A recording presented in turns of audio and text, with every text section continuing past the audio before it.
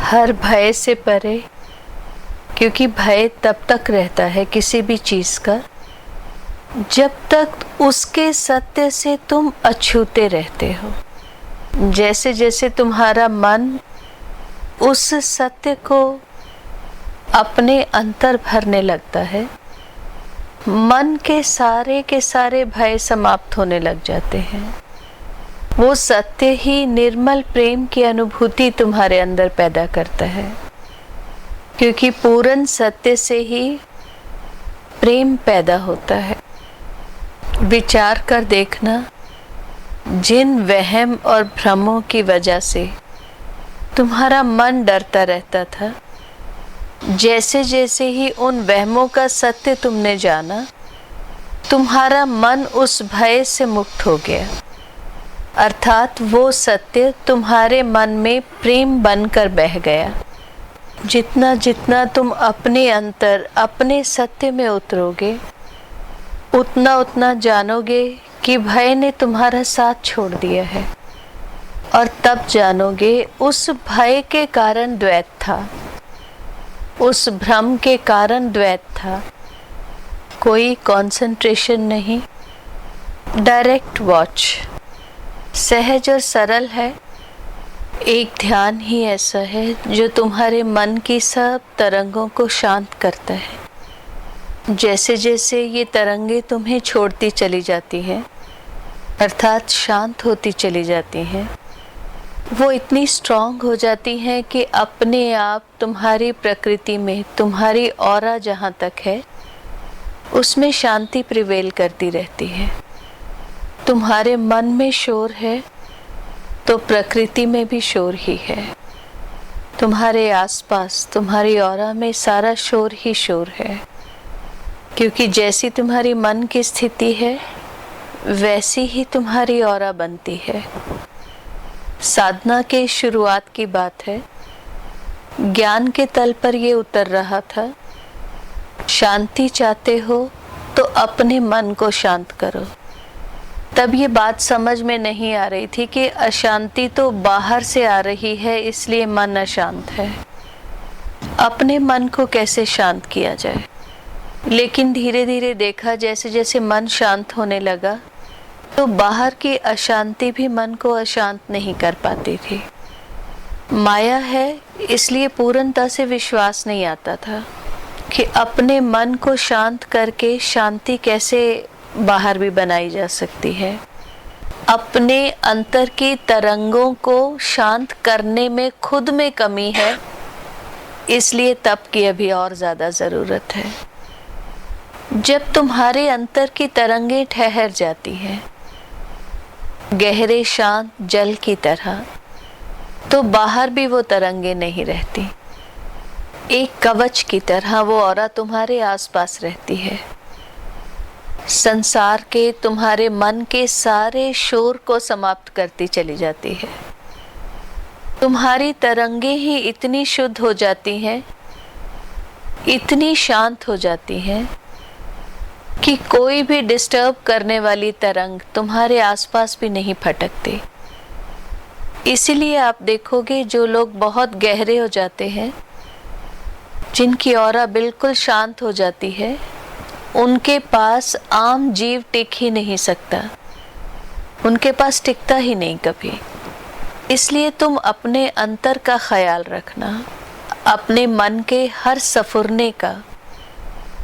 ध्यान तुम्हारे मन का स्नान करवाता है। ध्यान के कारण ही तुम अपने अंतर की गंदगी से ऊपर उठ पाते हो, नहीं तो मन सदा तुम्हें धोखा ही देता रहता है। बहुत ही निचली तरंगों में तुम्हें फंसाए रखता है वो। तुम खुद को खोजना, परमात्मा के जिस पूर्ण रूप से भी तुम प्रभावित हुए हो, जिससे भी हुए हो, उसके रूप पर मत अटकना। जितना तप उसने किया है, जैसा तप उसने किया है, तुम वैसा तप करना। जब तुम तप में उतने हो जाते हो तो अपने आप उस रूप का और तुम्हारा एकाकार हो जाता है। वो रूप ही तुम्हें रास्ता देता है आगे चलने का। संसार में और अध्यात्म में यही फर्क है। एक जीव दूसरे जीव की तरक्की नहीं देख सकता, हमेशा उसको गिराने की सोचता रहता है। परंतु अंतर सत्य की अवस्था जो उस रूप में है वो तुम्हें अपने जैसा बनाता है और अपने से आगे जाने का भी रास्ता दे देता है। बहुत बड़ा फर्क है उर्वार में और पार में। सारा जीवन बीत गया छोटी छोटी चीजों के पीछे भागते हुए। अब अपनी प्यास को ऊंचा उठा लेना, अपनी प्यास को स्वयं तक लेकर जाना। ध्यान तो कुछ समय के लिए करते हो, अदरवाइज अपने मन को टटोलना। मन किसी भी भ्रम में तुम्हें खड़ा रखे, तुम आकर उसका निवारण कर लेना। अटकना मत कहीं।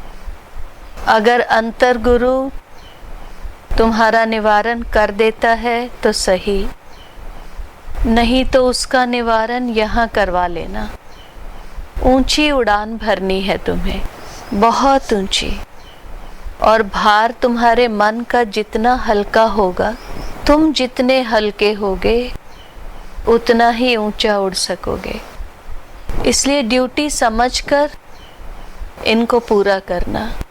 मन को इनके मोह में मत फंसने देना। मन को हर चीज से अलेप रखना।